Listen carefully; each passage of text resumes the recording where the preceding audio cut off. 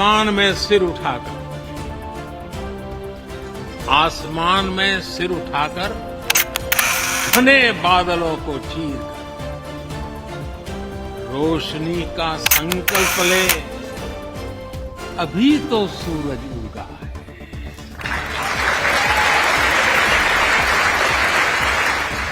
अभी तो सूरज उगा है। दृढ़ निश्चय के साथ चलकर हर मुश्किल को पार कर घोर अंधेरे को मिटाने अभी तो सूरज उगा है। Thank you.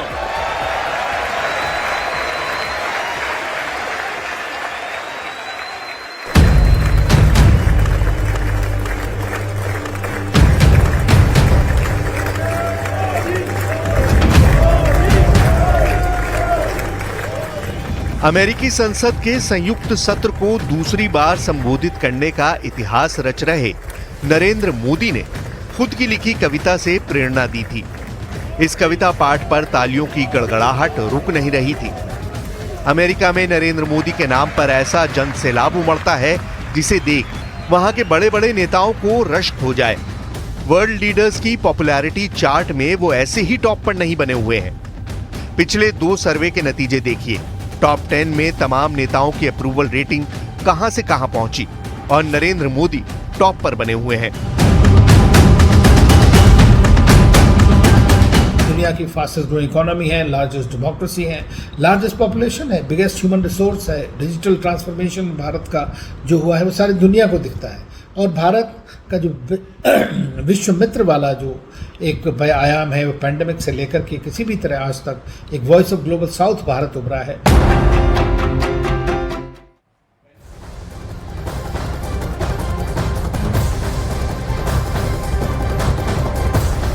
नरेंद्र मोदी के बचपन के कई साथी बताते हैं कि वो बहुत शरारती भी थे। नरेंद्र मोदी बचपन में शहनाई बजाने वालों को इमली दिखा दिया करते थे, जिससे शहनाई बजाने वालों के मुंह में पानी आ जाए और वो शहनाई ही ना बजा पाए। मोदी मानते हैं कि शरारतें बच्चों के विकास में सहायक होती हैं। शायद इसी जिंदा दिली ने खेल और खिलाड़ियों से उनका अद्भुत जुड़ाव बनाए रखा है।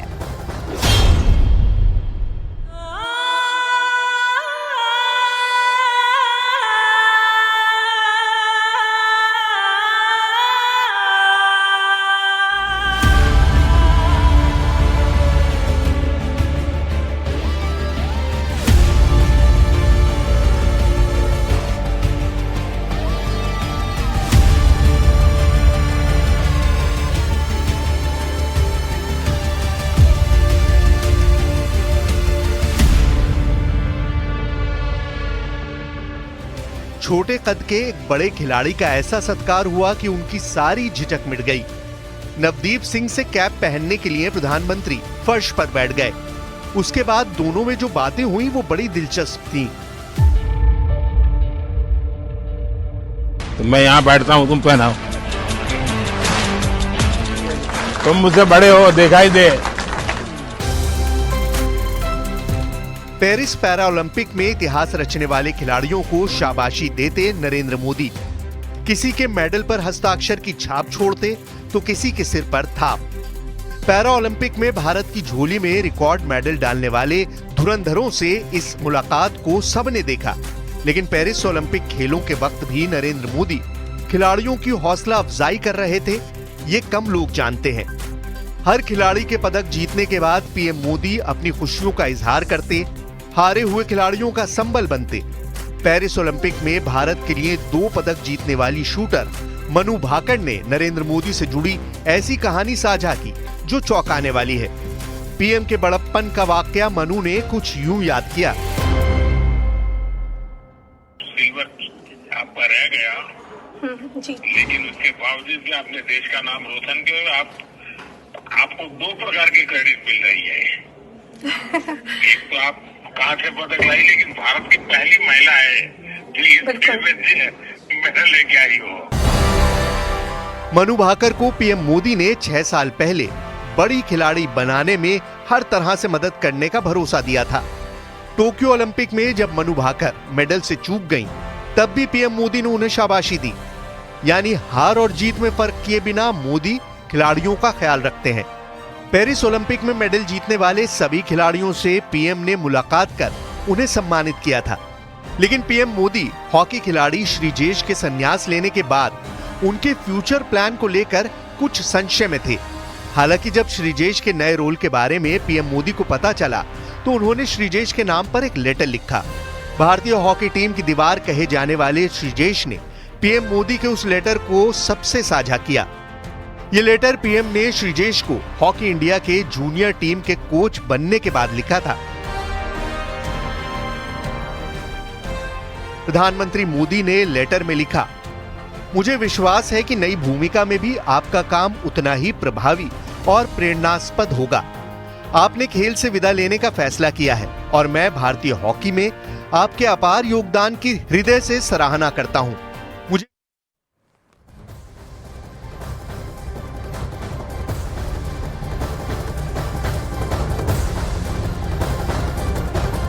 नरेंद्र मोदी के स्कूल दिनों की एक बात उनके सहपाठियों को आज भी याद है। ये बात तब की है जब नरेंद्र मोदी 10वीं कक्षा में थे और उनके स्कूल में कोई चार दीवारी नहीं थी। अब स्कूल प्रबंधन के पास बाउंड्री वॉल बनाने के लिए पैसे भी नहीं थे। अब चार दीवारी के लिए चंदा जुटाने का मिशन मोदी ने ऐसे नाटकीय ढंग से किया जो यादगार बन गया।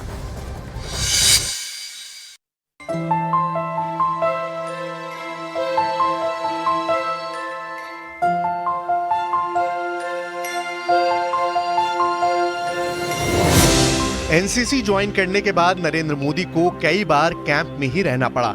यहाँ के सख्त नियम थे। सभी कैडेट्स को कायदे कानून मानने पड़ते थे। किसी भी कैडेट को कैंप से बाहर जाने की इजाजत नहीं थी। लेकिन नरेंद्र मोदी ने कैंप में रहने के दौरान एक बार खंबे पर चढ़ना शुरू कर दिया।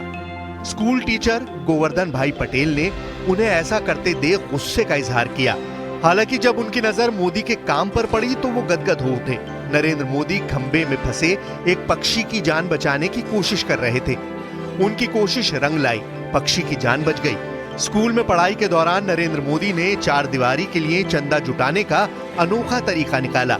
नरेंद्र मोदी ने अपनी मंडली के साथ नाटक में अभिनय किया और चंदे में जुटाई रकम से चार दीवारी बनवाई। बचपन का किस्सा तो ये जोगीदास कुमड़ का जो नाटक था उसमें उनका बहुत बड़ा रोल था और ये रोल आज भी स्कूल वाले याद करते हैं। बीएन हाई स्कूल में पढ़ते थे उस टाइम पर। बाकी तो उनका जीवन है ना एकदम सीधा साधा था। संघ की शाखा लगाते थे रोज शाम को। दरबार का हमारी जो पुरानी स्कूल थी वहाँ का मैदान था, वहाँ पर सब बच्चे थे, खेलते थे और नई नई बातों की चर्चा करते थे। स्कूलों की व्यवस्था में सुधार की पहल नरेंद्र मोदी ने गुजरात सीएम बनने के साथ जोर शोर से शुरू की थी। सैटेलाइट के जरिए पूरे गुजरात के विद्यालयों की मैपिंग मोदी ने करवाई थी। ये पहला प्रयोग था जब किसी सरकार ने विद्यालयों की स्थापना और उनके घनत्व की जानकारी के लिए सैटेलाइट का सहारा लिया था, जिससे चौंकाने वाले नतीजे मिले थे। गुजरात के आदिवासी इलाकों, खासतौर पर अंबाजी बनासकांठा से लेकर उमरगांव बलसाड़ की पट्टी में 30-30 किलोमीटर तक 12वीं तक के विद्यालय नहीं थे। नरेंद्र मोदी ने सैटेलाइट की मदद से स्कूलों के लिए स्पॉट तय किए और 12वीं तक के 25 नए स्कूल खोले गए। नरेंद्र मोदी स्कूल से संघ की शाखा पहुंचे तो उनके भलाई और पुण्य कर्मों की गठरी वजनदार होती गई।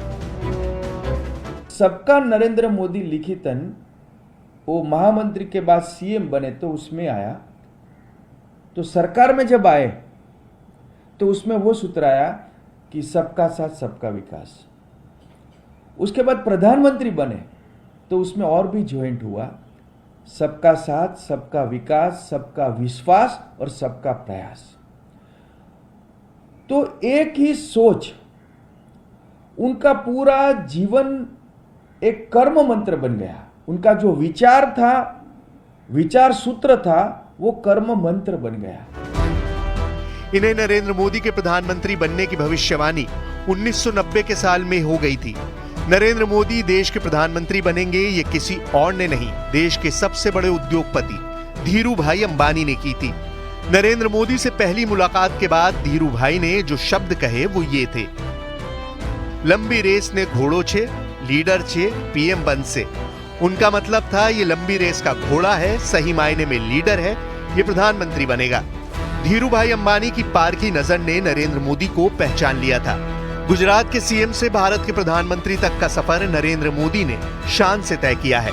साल दर साल नरेंद्र मोदी की साख और धाक में इजाफा हो रहा है, जिसके साथ बढ़ रहा है दुनिया में भारत का मान।